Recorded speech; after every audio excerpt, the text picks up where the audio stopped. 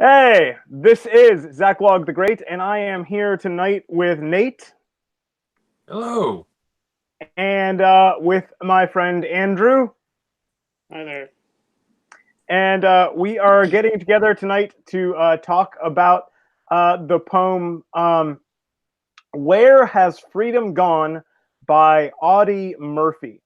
And before we get going, I would like to remind everyone, if you like my work, if you like the videos I record, if you like these conversations, please consider supporting me by going to subscribestar.com/Zachlog the great, or and the link is going to be in the description. I would greatly appreciate that. And having said that, Nate, would you like to read the poem for us tonight? Sure. Where has freedom gone? Dusty old helmet, rusty old gun. They sit in the corner and wait. Two souvenirs of the Second World War, they have withstood the time and the hate. Many times I've wanted to ask them, and now that we're here all alone, relics all three of a long ago war, where has the freedom gone? Mute witness to a time of much trouble, where kill or be killed was the law. Were these implements used with high honor? What was the glory they saw? Freedom flies in your heart like an eagle. Let it soar with the high winds above. Among the spirits of soldiers now sleeping, guard it with care and with love. I salute my old friends in the corner, and I agree with all they have said. And if the moment of truth comes tomorrow, I'll be free. By God, I'll be dead. Okay, so since you're the new one here, Andrew, would you like to lead off? What are your first thoughts about this one?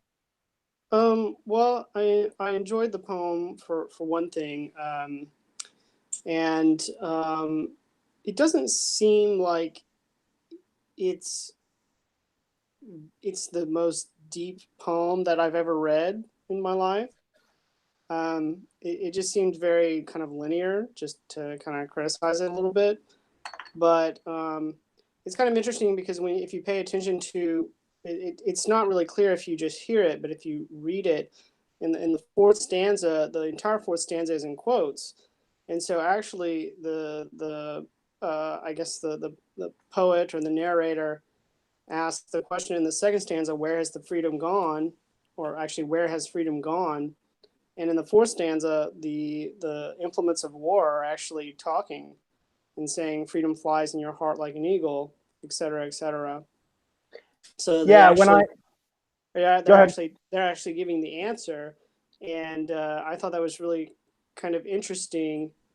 And when I first read it, I kind of felt like it was almost kind of nostalgic in almost like in a bad way, um, because kind of like why would that person ask where has freedom gone when they're the ones living freely, or presumably they are. And so it was almost like a kind of a bitter question to almost ask. And so I don't know, I just found it very interesting. So Yeah, I when I did my recording, if you watch my performance of it, and I'll put a card, I'll put a card here, I'll put a card at the end. When you get to the fourth stanza, I actually tried to do a little bit of a different voice to make it clear that someone else was responding to the person who's been speaking and who asked that question.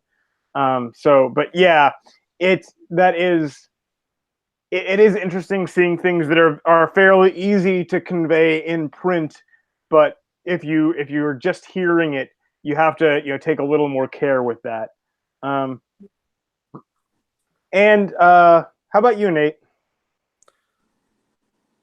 Uh, After reading a little bit about Audie Murphy's life and how, after the war, he probably would have been diagnosed today with PTSD after all he had seen and done.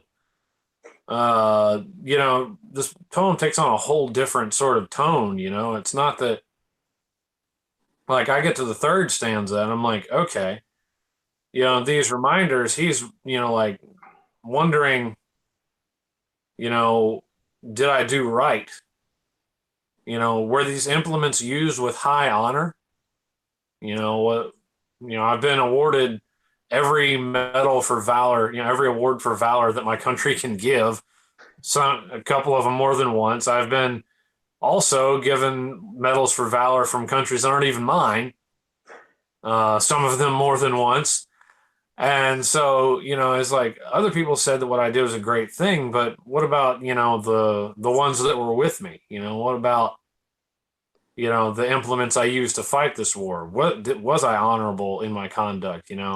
Uh, was it actually a glorious thing that I did?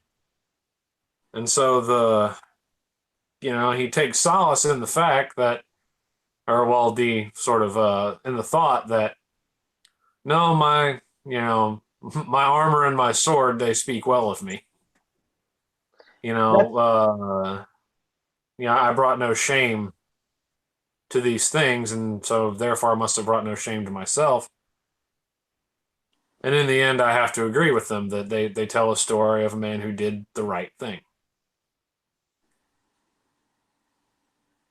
I hadn't thought about that with the third stanza, since it seems logical to assume that these were his helmet and gun. And if that's the case, he was asking, did I do right? Which that is something I had not thought about before. And to something Andrew had said earlier, I kind of agree with you.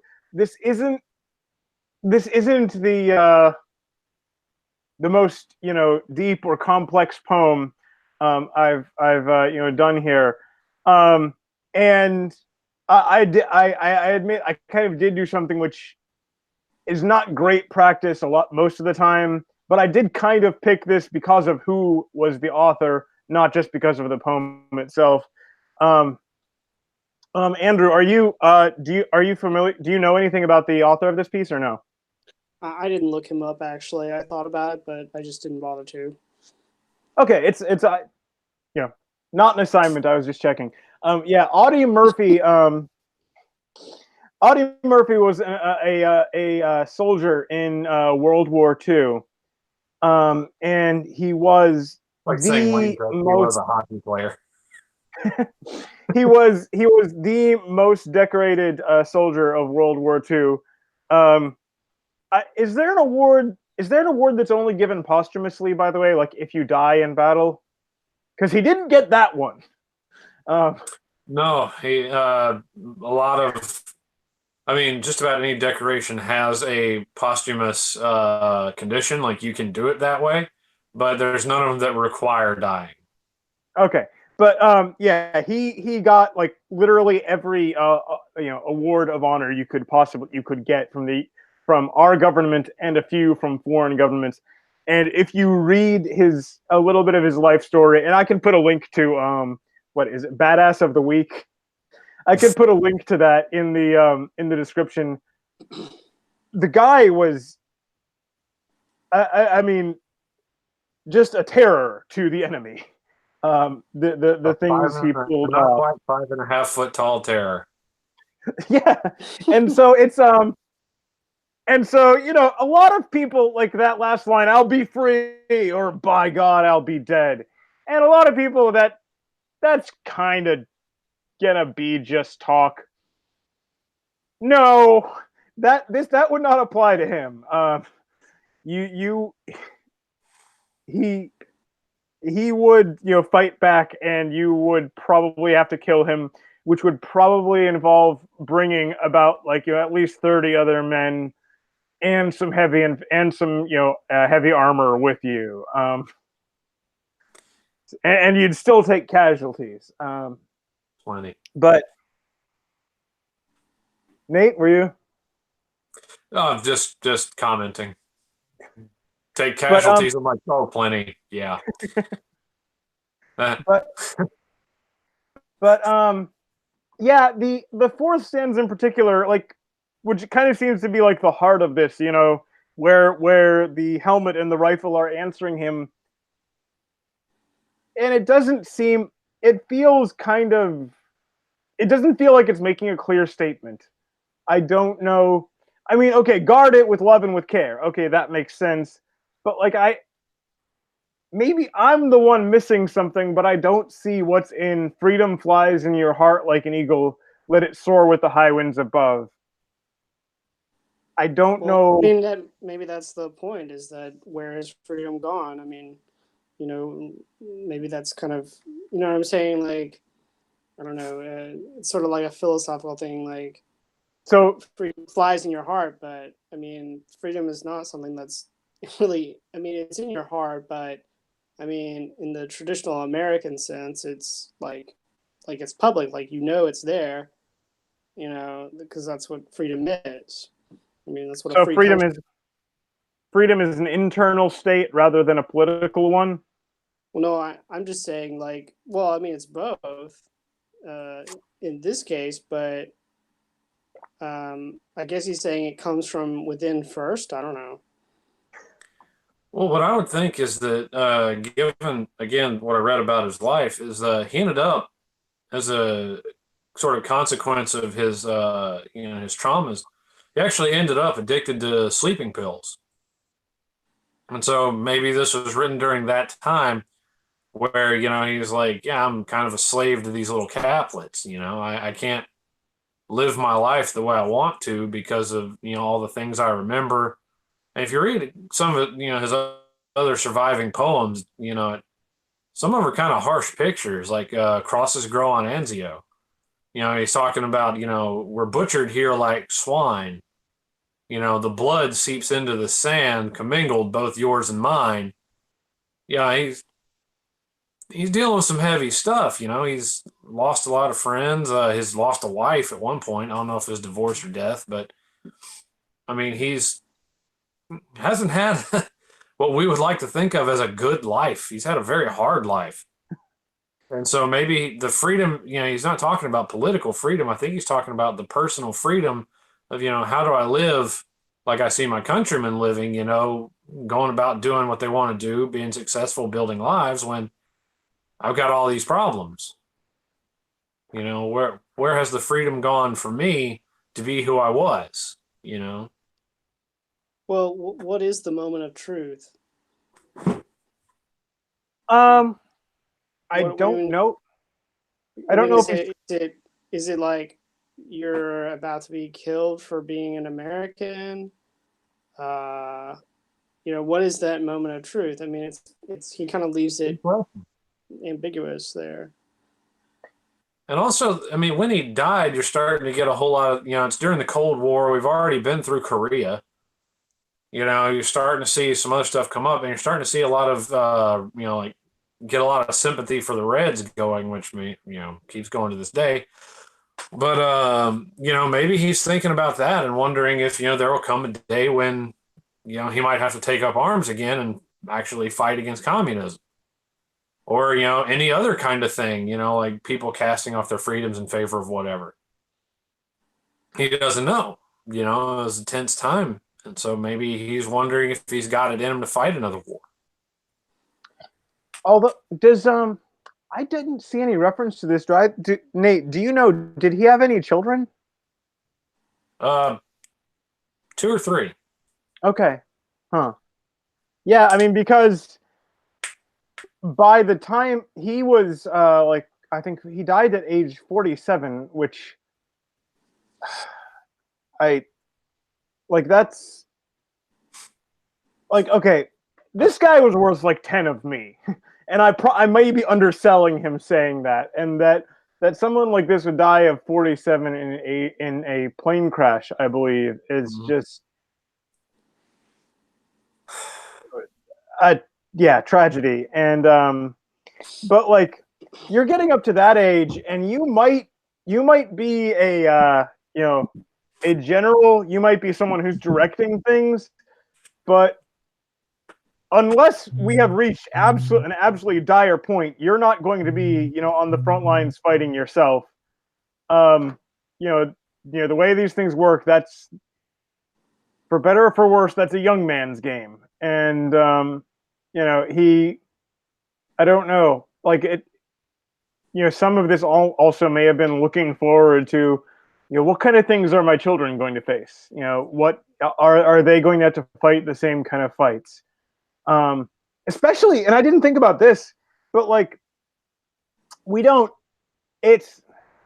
don't know that it leaves the same impression on us, but like World War I and World War II were about 20 years apart.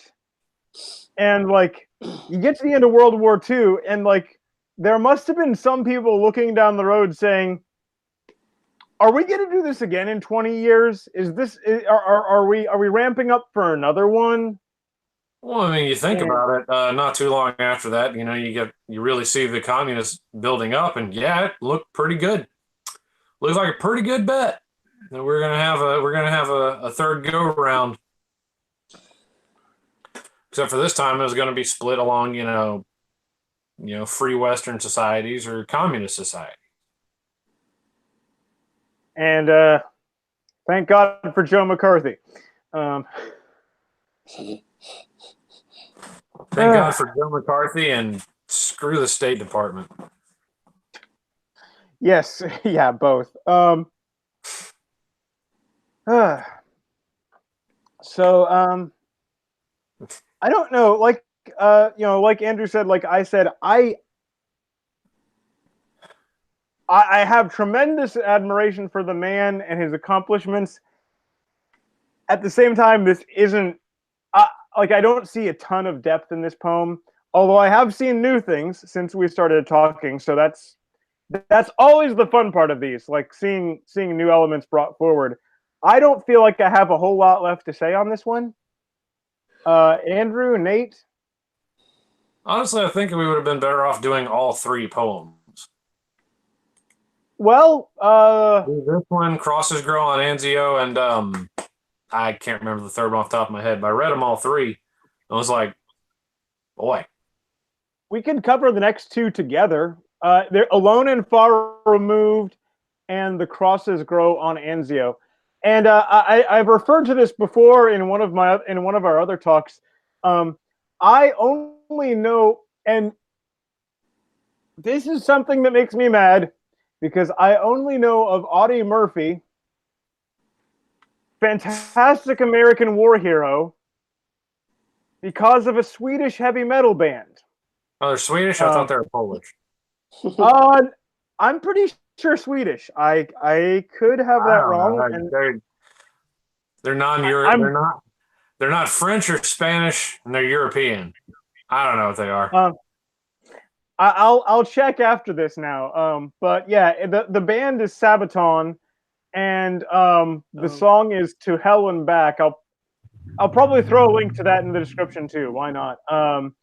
And like Nate and I were talking, what good music is.